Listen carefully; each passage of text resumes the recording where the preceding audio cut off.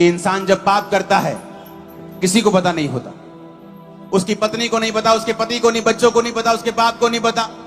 लेकिन पाप एक बेचैनी लेके आता है, पाप बीमारियों को लेके आता है, पाप बेचैनी खालीपन लेके आता है, पाप बंधनों को लेके आता है, मानसिक शांति को खत्म कर देता है, परमेश्वर के साथ नाते को तोड़ देता है।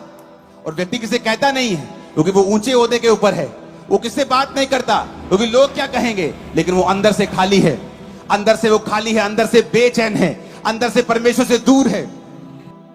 और जीसस ने कहा तुम अपना बोझ मुझे दे दो और मेरा बोझ ले लो। दुनिया के थके हारे और बोझ नीचे हुए लोगों, मेरे पास आओ, मैं तुम्हें विश्राम दूंगा।